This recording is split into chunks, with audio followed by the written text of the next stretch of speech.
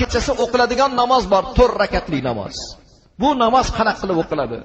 Qadr kechasi 4 rakat namoz o'qiladi. Birinchi rakatda Fotiha surasidan keyin 3 marotaba Qadr surasi, Inna anzalnahu fi laylatil qadri. Ikkinchi rakatda Fotiha surasidan keyin 3 marotaba Ixlos surasi o'qiladi. Uchinchi, 4-chi rakatlar ham xuddi shu tarzda. 3-chi rakatda ham Sura-i Fotihadan keyin 3 marotaba Inna anzalna Qadr surasi, 4-chi rakatda ham Fotiha surasidan keyin 3 marotaba Ixlos surasi o'qiladi.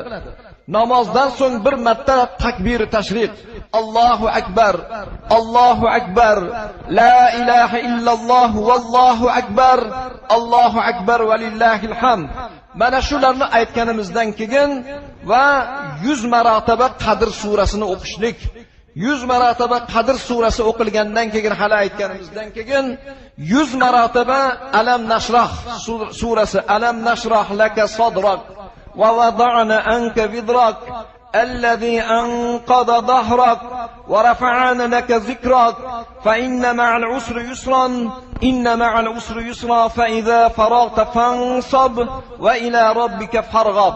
Mana shu narsa duolar o'qiladi va o'qiladigan 100 marta Qadr duosi bor. Allohumma innaka afuvun karim tuhibbul afwa fa'fu anni. Ya'ni Alloh o'zing kechirguvchisan, kechirishni yaxshi ko'rasan. Meni ham gunohlarimni o'zing kechirgin degan mazmunda mana bu duolar o'qilish kerak ekan. Qadr kechasi qiladigan ibodatlarimiz mana shulardan iborat. Ya'ni Hazrati Oysha onamizga Janob payg'ambarimiz buyurgan ekanlarki, Qur'onni xatm qilishlik. 3 marotaba Sura-i Ixlosni o'qigan banda Qadr kechasida Qur'onni xatm qilganning savobiga ega bo'lar ekan.